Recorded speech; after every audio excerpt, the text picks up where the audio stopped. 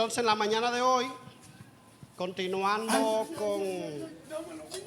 con la serie, vamos a ver el modelo de discipulado del apóstol Pablo. Como si estudiaron el material, se darán cuenta que también el autor aquí traza 4 etapas en el proceso de discipulado. En el caso del apóstol Pablo, él no usa las mismas expresiones que usaba nuestro Señor. No lo vemos, por ejemplo, hablando de hacer discípulos. Tampoco lo vemos hablando de expresiones, por ejemplo, de ser discípulos. Incluso ni siquiera se nos dice de que Pablo tuviera discípulos. Así que él usa otro tipo de lenguaje cuando trata de este tema del discipulado. Todos sus esfuerzos están dirigidos a que la iglesia entienda que ser cristiano significa estar en Cristo, o que Cristo está en nosotros. Así que para Pablo, un discípulo es alguien que está en Cristo, y es alguien en quien Cristo está. Eso no significa que Pablo no contemple el concepto del discipulado. Pablo, al igual que Jesús, quiere que sus seguidores sean personas completamente comprometidas, que tienen la iniciativa de hacer discípulos. La diferencia está en que Pablo lo expresa de un modo diferente. La metáfora que Pablo usa está llena de conceptos que tienen que ver con la paternidad, con la maternidad también. Así que tiene que ver con un proceso de paternidad espiritual.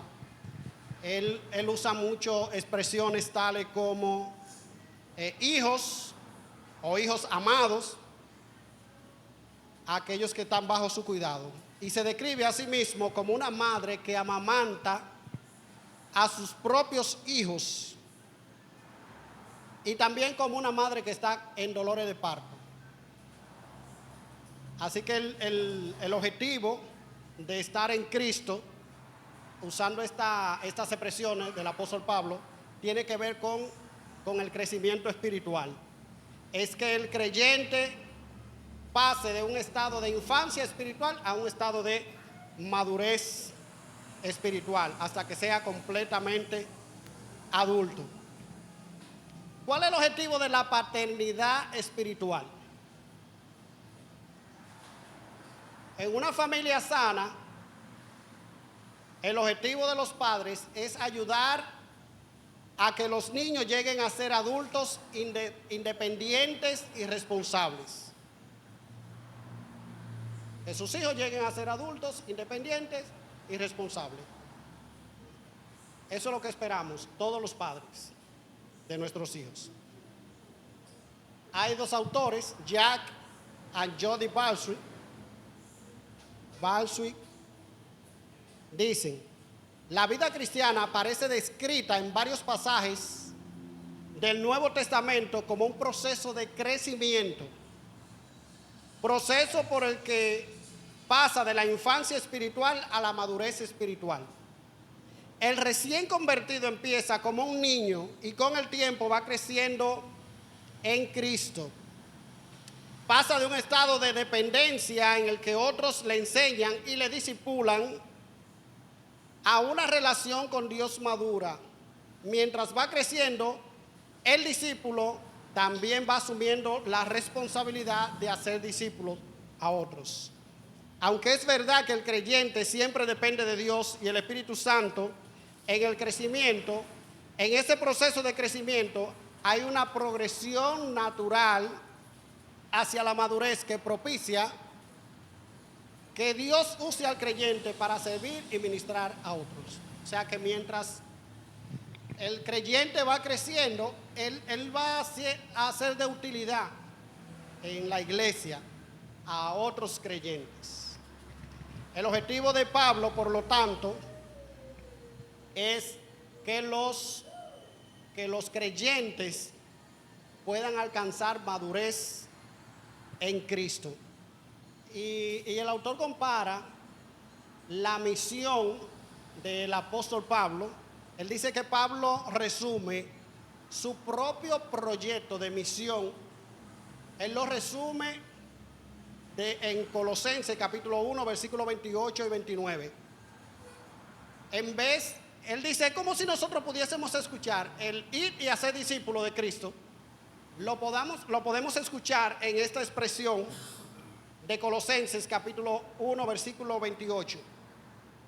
Anunciamos a Jesús, amonestando a todo hombre y enseñando a todo hombre en toda sabiduría, a fin de presentar perfecto en Cristo Jesús a todo hombre, para lo cual también trabajo. ¿Para qué tú trabajas, Pablo? Para presentar perfecto en Cristo Jesús a todo hombre, luchando según la potencia de Él, la cual actúa poderosamente en mí. Pablo dedica todas sus energías a un único propósito: llevar a la madurez a sus hijos espirituales. Así que una forma de discernir el llamamiento de Dios es descubrir aquello que te da energía.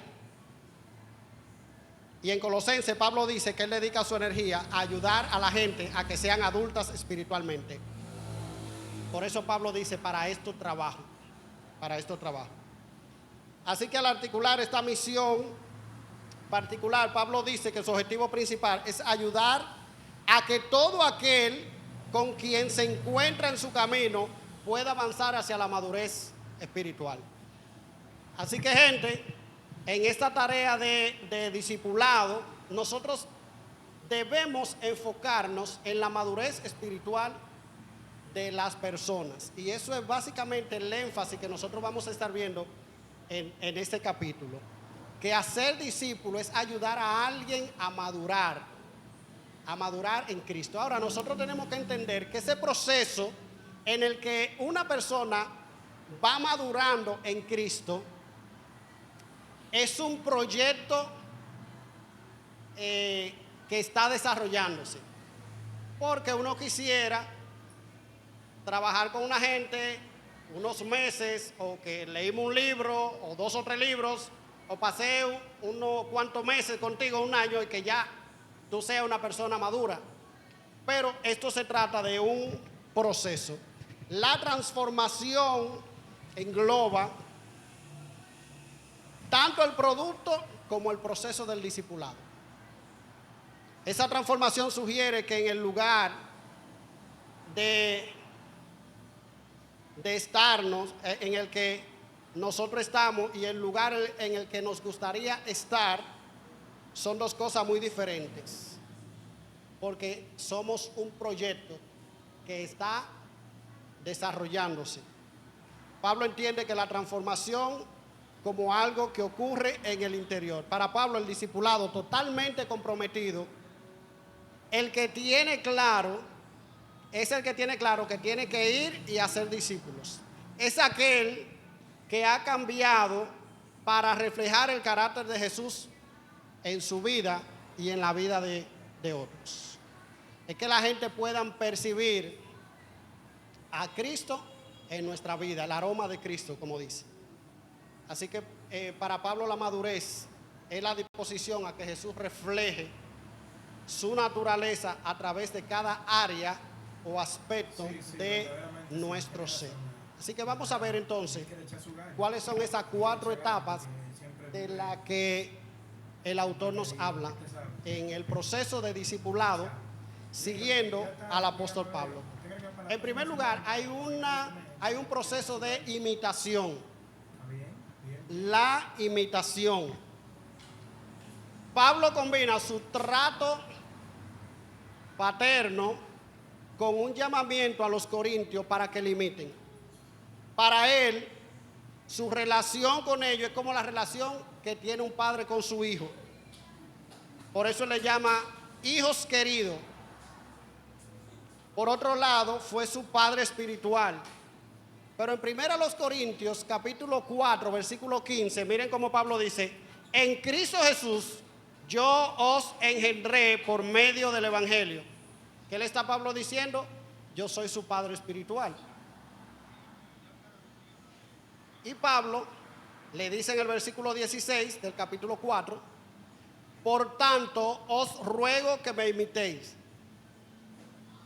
Ruego que me imitéis. Entonces, esa expresión que me imitéis es una expresión griega de donde viene nuestra palabra mímica. Mímica. Y siempre aparece acompañada de otra palabra griega, tipos. Y esa palabra tipos significa ejemplo o modelo. Cuando Pablo dice, yo les ruego que me imitéis, él dice que lo hagan como si fuera una mímica. Que lo hagan como si fuera un modelo, como si ustedes estuvieran calcando un modelo. Dicho de otra forma, sus discípulos tenían que imitar el reflejo de Cristo que veían en Pablo. Ahora bien, ¿qué es lo que ellos deben imitar de Pablo? ¿Qué es lo que deben imitar? Él se pone como ejemplo. Y uno pudiera decir, bueno, pero a la verdad que Pablo sí era ingreído. Porque normalmente nosotros decimos, no te fijes en mí, mira a Cristo. Pero Pablo está diciendo que nosotros en este proceso de discipulado tenemos la responsabilidad de ser un modelo de Cristo para los demás. De tal manera que cuando ellos nos vean a nosotros, es como si estuvieran mirando a Cristo. Dice el autor, a lo mejor tú puedes decir, Pablo, qué arrogante. ¿Quién tú te has creído? Pero él está poniendo en práctica el mismo modelo de Jesús. Lo que Cristo hizo con sus discípulos es lo mismo que Pablo está haciendo aquí con los corintios. Él quiere que cuando ellos lo miren a él, puedan ver a Cristo reflejado. Ahora bien, en ese proceso de imitación debemos cuidarnos de que aquellos a quienes nosotros estamos discipulando no sean una copia nuestra. No es eso de que se trata. Y el autor ahí lo refleja cuando dice, Pablo no quiere que ellos tengan su propia personalidad combativa. No es de eso que se trata. Él no quiere que ellos sean copias idénticas. Para nada de eso. Dice él que eso es algo característico de las sectas.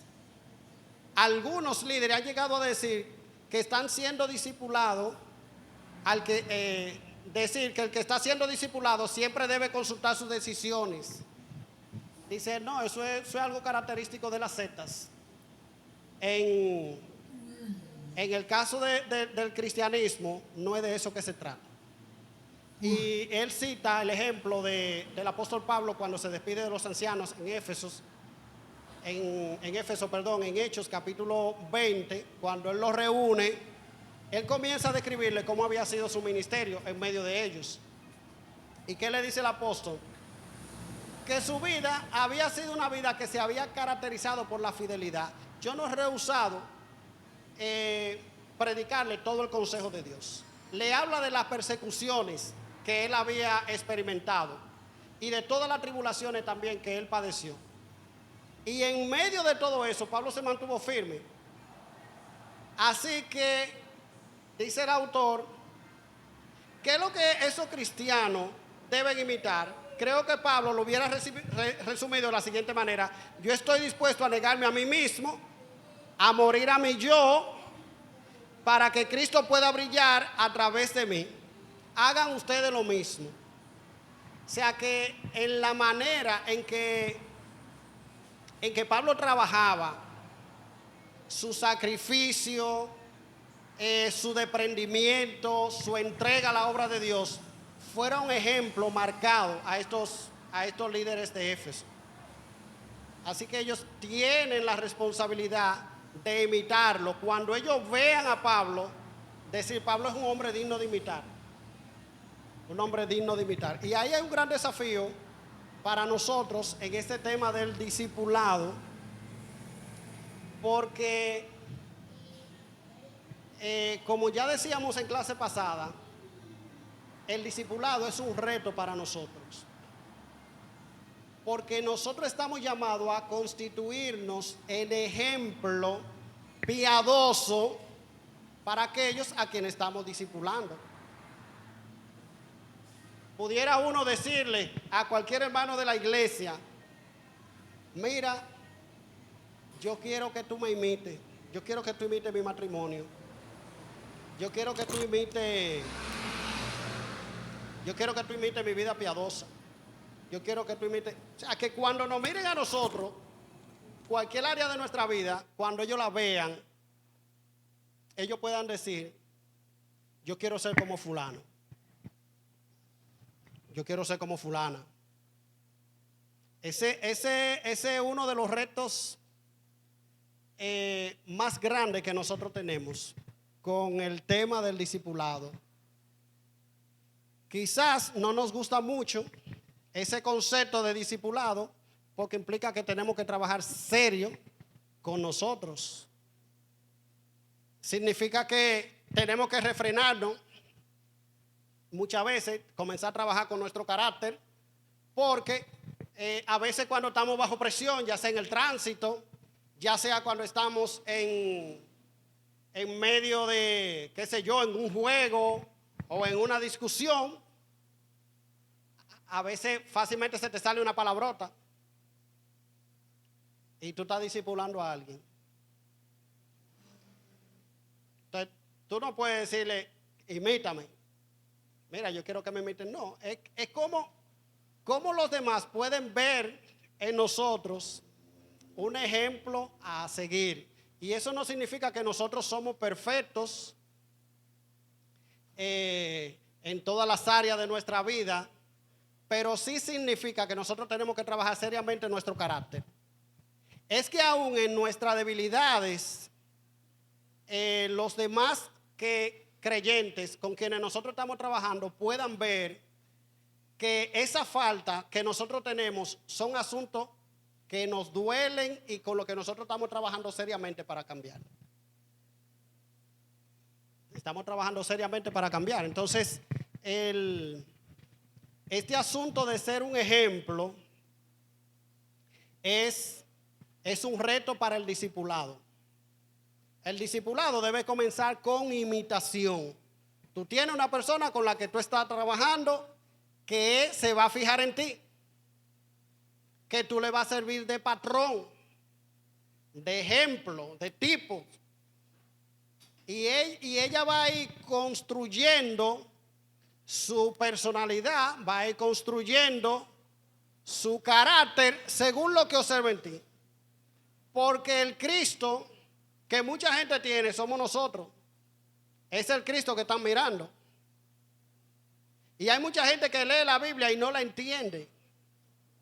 Y ellos la van a comprender y ellos van a ver esta palabra que están aquí en este libro, que es la Biblia. Ellos la van a ver hecha realidad en nosotros. Ellos van a ver: wow, pero mira cómo fulano se administra financieramente, cómo fulano se administra con sus hijos. Me gusta la manera que él trata con sus hijos, o que trata con su esposa, o que trata con sus vecinos. Si él va a tener la oportunidad de observar. Por eso, como vimos la semana pasada, nosotros tenemos que sacar tiempo para estar con la persona a que discipulamos. No podemos discipular a la distancia. Para que alguien me imite, necesita pasar tiempo conmigo. Entonces eso significa también intencionalidad de mi parte, pero al mismo tiempo eso implica autonegación, porque yo tengo que negarme algunas cosas. Yo tengo que negar tiempo para mí mismo para dedicárselo a otro. No puede imitarme si no está conmigo. si yo no le dedico tiempo. Necesitamos, esa primera etapa es la imitación. La segunda etapa tiene que ver con la identificación. Identificación. Los padres que aman a sus hijos, recuerden que es el proceso como de un niño que va de la infancia hasta la madurez. Los padres que aman a sus hijos supeditan su bienestar y su felicidad al bienestar y felicidad de sus hijos. En ese sentido, Pablo tenía el corazón de un padre cuando se trataba del bienestar de sus hijos espirituales. Pablo tenía una habilidad tremenda de entrar en la vida de los nuevos creyentes. Y él abría un camino de manera que ellos pudieran identificarse plenamente con él como su maestro.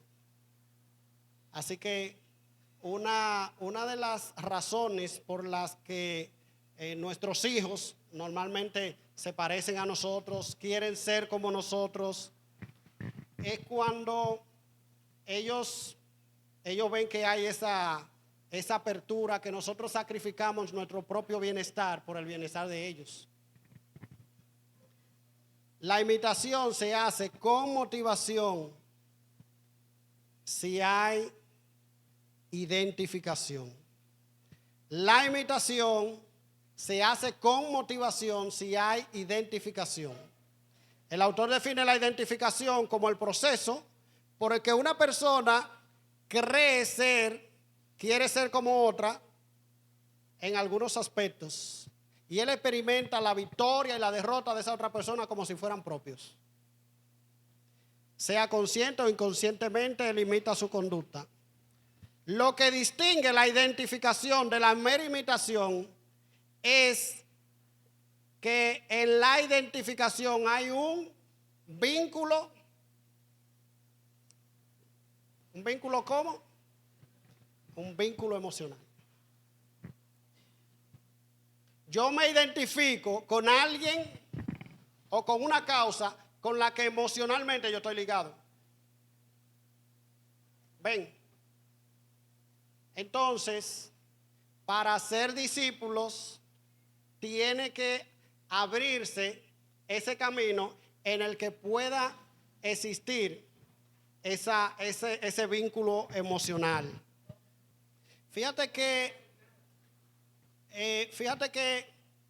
nosotros tenemos la responsabilidad, como dice la palabra de Dios, de exhortarnos unos a otros. Entonces, imagínate que en la iglesia todos nosotros, yo, vamos a decir en cierto sentido, tengo una relación con Samuel, yo me voy a juntar con Samuel nada más. Fulano dice yo y yo con Luis. Y otro dice no, y yo con Eunice. Y fulano, entonces, aquellos que no tienen vínculo emocional entre sí, ¿qué va a pasar? ¿Nadie se va a encargar de ellos? No. O sea, fíjate que el autor está hablando de que Pablo tenía una manera de introducirse en la vida de la gente. Hay gente con la que nosotros no tenemos vínculos emocionales simplemente porque nosotros no nos hemos entrado en la vida de ellos. Tiene que trabajarse para eso y tenemos que ser intencionales para eso. Efectivamente hay algo que tú dices. Yo siempre tendré un círculo con el que yo tengo más intimidad. Ahora bien, eso no quita que mi vida pueda abrirse a más personas o a un círculo más amplio. Entonces, hay muchas personas en la iglesia con necesidades que nosotros cuando viene a ver nunca lo hemos tratado, nunca nos hemos abierto a esa persona. Y como no nos hemos abierto a ella, ella tampoco se ha abierto a nosotros. Entonces, necesitamos realmente trabajar para que se cree ese vínculo emocional. Sí, fíjense que de hecho en la clase pasada el autor hablaba de intencionalidad. Eso de ser intencional es, déjame acercarme a fulano. Yo quiero tratar con él, quiero conocerle. Y en la manera en que nos vamos conociendo, quizás tú no, con una persona que tú discipules, a lo mejor no se va a crear ese lazo así tan profundo como se haga con otros. Pero sí en el camino tú te vas a encontrar que gente que tú no conocías, de repente establecieron una relación y hay unos lazos afectivos que se quedan y permanecen. No, en ese caso no se puede porque no se trata obligado. Y miren, quizás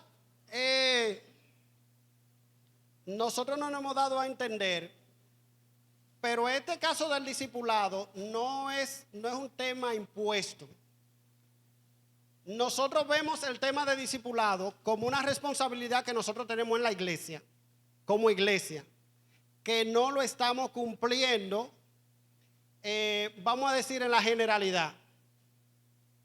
La mayoría de la iglesia no está en discipulado. Entonces, no se trata de un tema impuesto.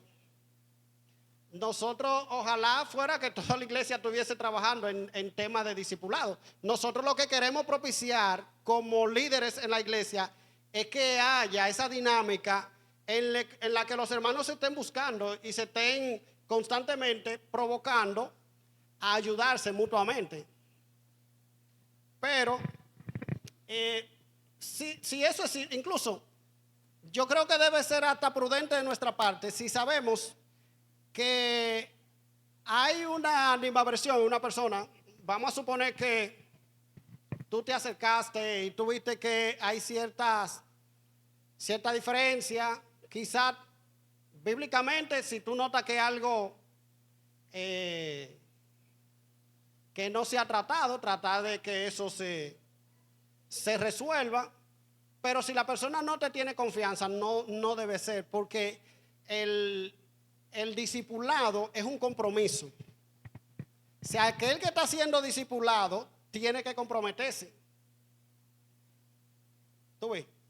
Y tú también tienes que comprometerte con él, porque es una relación dinámica. Entonces no se trata de una relación que se da en un solo lado. Sigue diciendo aquí, Pablo usó sin problema algunas imágenes femeninas para explicar su relación con aquellos a que quería llevar a la madurez en Cristo. Y él, por ejemplo, en Gálatas, capítulo 4, 19, él dice, hijos míos, por quienes vuelvo a sufrir otra vez dolores de parto. Dice el autor, como hombre, no sé qué es lo que Pablo quiso decir sobre eso de dolores de parto, pero probablemente había oído gritos de mujeres cuando estaban dando a luz y pensó que esa agonía que tenían las mujeres cuando estaban dando a luz era la misma agonía que él había sufrido por los Gálatas. Él está diciendo, yo sí he dado gritos por ustedes. O sea, a mí me duele lo que está pasando con ustedes, Gálatas, cómo ustedes han retrocedido en la vida cristiana, cómo ustedes se han apartado del verdadero evangelio. Yo he llorado por ustedes. Y también cuando él escribe a los Tesalonicenses, capítulo 2, él dice, antes fuimos tiernos entre vosotros como la nodriza que cuida con ternura a sus propios hijos. Fíjense que ese trato de la madre que da grito de a luz y la nodriza que cría a sus propios hijos con ternura son imágenes que nos hablan a nosotros de apertura.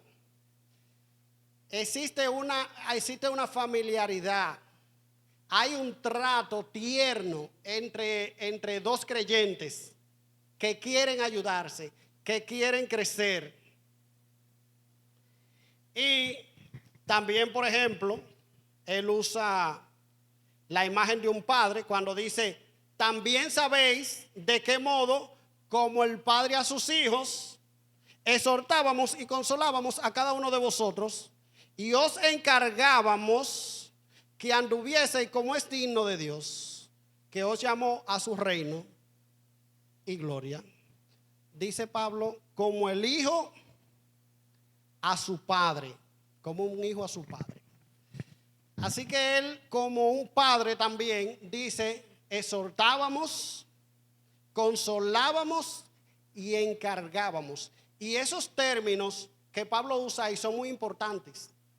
Porque esos términos, por ejemplo, exhortábamos, es alguien que se acerca para ayudar, literalmente. Así que el discipulado no se puede dar a la distancia. Tú exhortas a alguien que tú tienes al lado, a quien tú te acercas.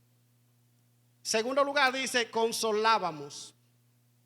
Y eso de consolar es dar ánimo para continuar en la carrera. Dice Pablo, no, esto no se quedaba solo en exhortación, sino que también lo consolábamos. Cuando se sentían desanimados, a ellos estaba como un padre con su hijo, que le estaba dando ánimo para que sigan en la carrera. Y también dice, y os encargábamos. Y esa es la parte en la que el apóstol Pablo, como un padre, también sabía exigir de sus discípulos. O sea, mira, eso es una responsabilidad que tú tienes que cumplir. O sea, tú y uno sabe como padre cuando tú consuela al hijo que está desanimado, pero al mismo tiempo tú tienes la responsabilidad de decirle con firmeza, ahora mira, esto es tu responsabilidad. Esto es tu responsabilidad. O sea, no es todo pañito tibio. El padre tiene que aprender a exigirle a su hijo. De la misma manera, nosotros con aquello que estamos discipulando, debemos tener la delicadeza de soltarle, de animarle, pero también debemos saber cómo exigirle para que ellos puedan explotar el potencial que Dios le ha dado, que Dios ha puesto en cada uno de ellos, para que ellos puedan ser personas adultas. Entonces, se necesita identificación. Esa parte de la identificación es también una etapa del discipulado. La tercera etapa es la exhortación. La exhortación. Entonces vimos que la imitación, la identificación y la exhortación. Aquí el ejemplo que él usa es el caso de ya la despedida de Pablo, segunda carta a Timoteo, capítulo 4, versículo 6, cuando Pablo dice, pero ya yo estoy para ser sacrificado y el punto de mi partida está cercano. Por lo demás, me está guardada la corona de justicia, etcétera, etcétera. Pablo está ya pronto a morir. Y el objetivo de Pablo es asegurarse de que el evangelio que él ha predicado debe transmitirse a la futura generación, a una próxima generación. Él ha cumplido su tarea. Y una de las personas que va a continuar la misión que el apóstol Pablo ha estado realizando hasta ese momento es Timoteo. Parece ser que en la vida del apóstol Pablo había poca gente por la que él sintiera tanto cariño como fue Timoteo. De hecho, si Pablo hubiese tenido un hijo, probablemente lo hubiera querido que se pareciera a Timoteo. De hecho, así él se refería a Timoteo. Por ejemplo, en su primera carta, él le dice a Timoteo, amado hijo. Y también en otro lugar le dice, mi hijo fiel. Mi hijo fiel. Así que Timoteo ocupaba un lugar muy importante en el corazón del apóstol Pablo. Porque como él dice en primera a los Corintios capítulo 4 versículo 17, que Timoteo es mi hijo amado y fiel en el Señor. Así que Pablo ya aquí al final de sus días, él es como un padre entrenador que exhorta a Timoteo a vivir según su llamamiento. Cumple tu ministerio, le dice en la segunda carta. Esa es su carta de despedida. ¿Y cuáles son las exhortaciones que él le da a Timoteo? Cumple tu ministerio. Yo he peleado la buena batalla, por lo tanto, Timoteo, haz tú lo mismo. Eso es lo que te espera a ti. Pelear también tú la buena batalla. O sea, esa es tu responsabilidad, ese es tu llamado, pelear la buena batalla. Es natural, mis hermanos, que nosotros querramos vivir una vida tranquila, que nos dejen en paz y estar como alejados de los problemas de los demás. Nuestro sentido, cuando nosotros hacemos eso, nuestro sentido de urgencia muchas veces desaparece. A veces nosotros tenemos la tendencia también a enfriarnos cuando hacemos eso. Y al mismo tiempo nosotros nos volvemos, perdemos de vista nuestra meta y nuestros objetivos no están tan claros. Y en esos casos, mis hermanos, y es por eso que nosotros necesitamos, en esos casos, construir relaciones que sean abiertas con otros creyentes, de manera que haya espacio para que un creyente con quien nosotros hemos cultivado una relación pueda decirnos verdades claras. Pueda decirnos verdades claras. Entonces Pablo se siente con esa confianza de decirle a Timoteo, cumple tu ministerio. Yo he peleado la buena batalla, he acabado mi carrera. O sea, ¿qué tú vas a hacer, Timoteo? Es igual, tú tienes la responsabilidad de seguir la carrera. Cuando nosotros mismos nos hemos vuelto apáticos, nos hemos vuelto insípidos, necesitamos movernos en un contexto de confianza donde las relaciones tiendan a purificarnos. Nosotros no podemos, mis hermanos, encerrarnos en un cascarón en el que cuando nosotros tenemos nuestros problemas, nosotros no nos abrimos a nadie. Eso no es lo que nosotros vemos ni en el ejemplo de Pablo, ni en el ejemplo de nuestro Señor. De hecho, una de las cosas, y estamos hablando del ejemplo de Pablo, no del Señor, pero fíjense que el Señor en una ocasión reúne a sus discípulos y le dice, mi alma está muy triste hasta la muerte. O sea, el Señor, el Señor del universo, el rey más grande que existe en este universo, le dice a sus discípulos, yo estoy triste. Estoy triste, y no una tristeza cualquiera. Mi alma está muy triste hasta la muerte. Y los discípulos observaron a Cristo en su tristeza, vieron como Cristo se enojaba cuando él cogía un lazo y podía azotar a las personas. Ellos observaron a Cristo siempre, en toda su vida, en su tristeza y Pablo aquí está haciendo lo mismo. Y de hecho, Pablo abre su corazón a los demás creyentes. Y habla, por ejemplo, de las decisiones que él tenía. En mi primera defensa, ninguno estuvo conmigo.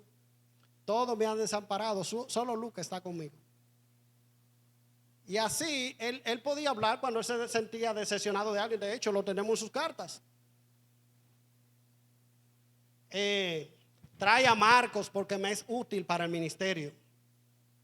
Él expresaba cuando él tenía necesidad de compañía.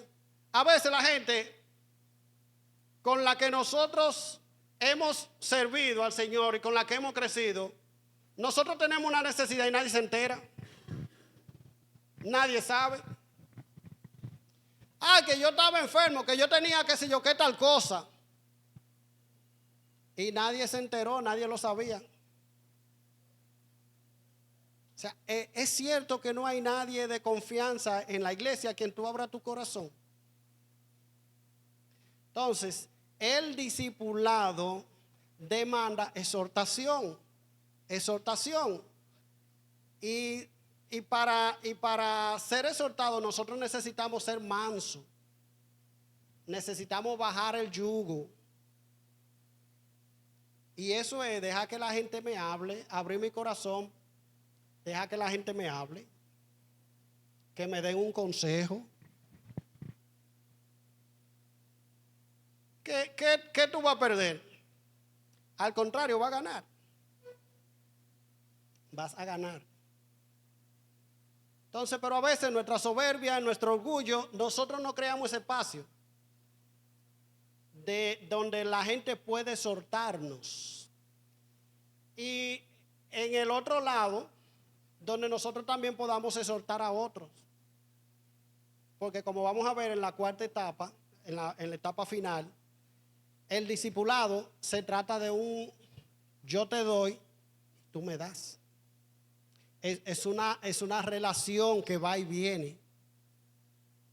Entonces necesitamos imitación, necesitamos identificación, necesitamos exhortación y finalmente necesitamos participación. Participación.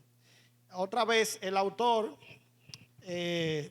Balswick explica el objetivo del acompañamiento paterno de la siguiente manera. El ideal de Dios es que los niños maduren hasta el punto en que ellos y sus padres se animan mutuamente. Esa mutualidad es la característica principal de la etapa de la madurez.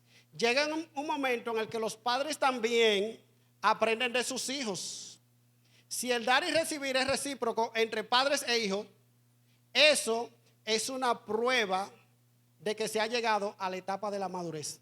¿Recuerdan cómo el autor dice que su hija, que estudiaba medicina, luego fue doctora? Ella le enseñaba mucho de medicina a ellos. Entonces llegó un momento cuando su hija creció en el que había una relación donde ella aprendía de ellos, pero también ellos aprendían de su hija. Entonces es una relación de mutualidad, como él habla, o una relación participativa, en la que los padres aprenden de los hijos y los hijos de su padre, en la que el discipulado aprende del discipulador y el discipulador aprende del discipulado.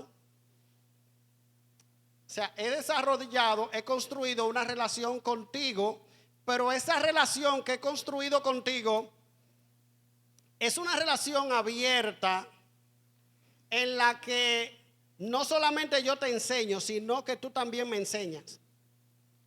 Es una relación en la que yo estoy identificado con tus problemas y tú estás identificado con mis problemas. Es una relación en la que tú me exhortas y yo te exhorto. De hecho, miren cómo Pablo lo expresa.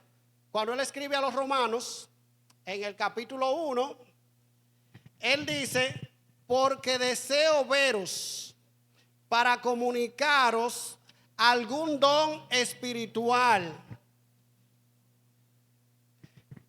confirmaros. Esto es para ser mutuamente confortados por la fe que nos es común a vosotros y a mí. Dice Pablo, yo deseo verlos a ustedes, hermanos, porque yo quiero comunicarle algún don espiritual, pero yo quiero que seamos mutuamente confortados por la fe que nos es común. Así que Pablo dice, miren hermanos, yo estoy deseoso de llegar allá a Roma, pero yo estoy deseoso de llegar a Roma para predicarle. No solamente para eso. Para servirle a ustedes, no solamente para eso. Porque yo deseo que también ustedes me edifiquen. Las relaciones sanas son aquellas en las que hay un intercambio.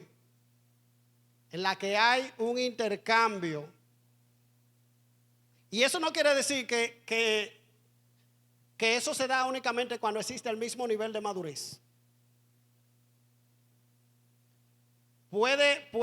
Eso puede darse independientemente del nivel de madurez en Cristo. Siempre hay algo que ofrecer. Hay un deseo de recibir. Y Pablo, a pesar de su estatura espiritual, nunca negó la posibilidad de recibir exhortaciones, de recibir bienes espirituales de los creyentes a quienes él había discipulado. En su ministerio, de hecho, él se veía a sí mismo como un colaborador más. Fíjense que él usa esa palabra constantemente en las epístolas. Fulano, colaborador mío. Colaborador mío. Nombre, por ejemplo, de personas como Epafrodito, Silvano, Priscila, Aquila, Sintique, Onesíforo. Y en Romanos capítulo 16 hay una lista que es larguísima. Así que aunque él tenía autoridad como apóstol, sin embargo, Pablo ve a estos creyentes como colaboradores suyos. Dice, nosotros estamos hombro a hombro sirviendo en esta tarea del evangelio.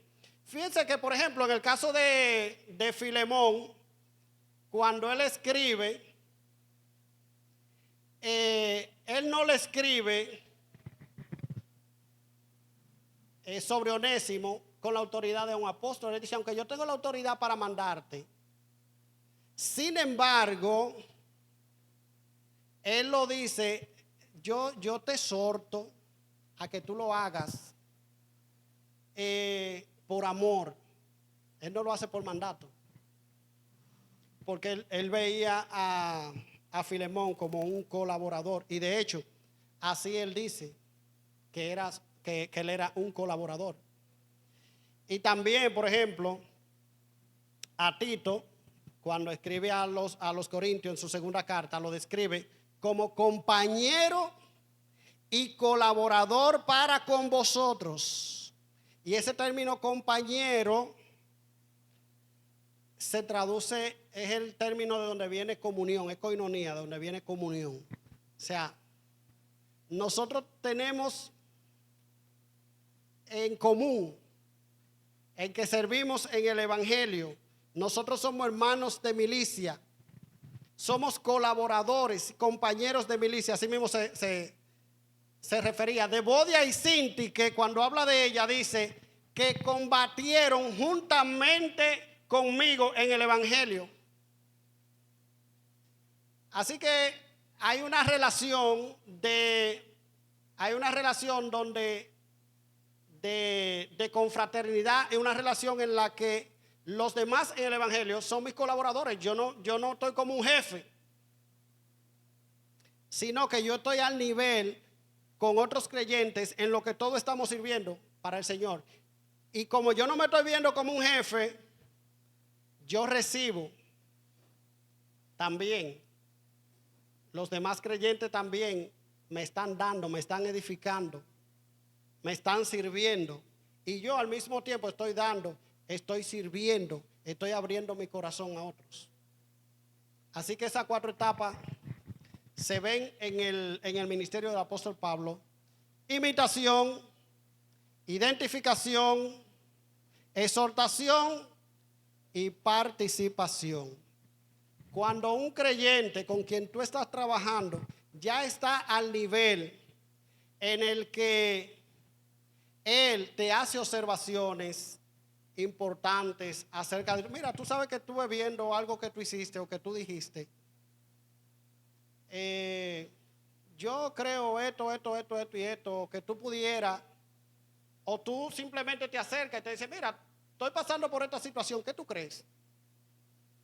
Y él abre, y tú ves, por ejemplo, la manera en la que él responde y la manera en la que él te está edificando a ti, es ya un indicio de que esa persona es un creyente que está pasando de la adolescencia o de su estado infantil a una etapa de madurez en la que ya él está siendo de utilidad, en la que ya él está sirviendo. en tu edificación, en tu propia vida. Y eso mismo entonces nosotros debemos animarlo a que lo haga con otros. Así que el discipulado se trata de eso. Es un trabajo, mis hermanos, en el que nosotros debemos tomar con toda seriedad, involucrarnos en la vida de otra persona de manera que nos puedan imitar, pero que lo puedan hacer con un vínculo emocional que se llama identificación. Y como nosotros creamos ese vínculo emocional, entonces hay un proceso de exhortación y hay un proceso de participación. Quiere el Señor ayudarnos a que podamos crecer y podamos abrir nuestros corazones para que este proceso de discipulado realmente pueda verse en nuestra vida y en la vida de cada uno de los hermanos de la iglesia.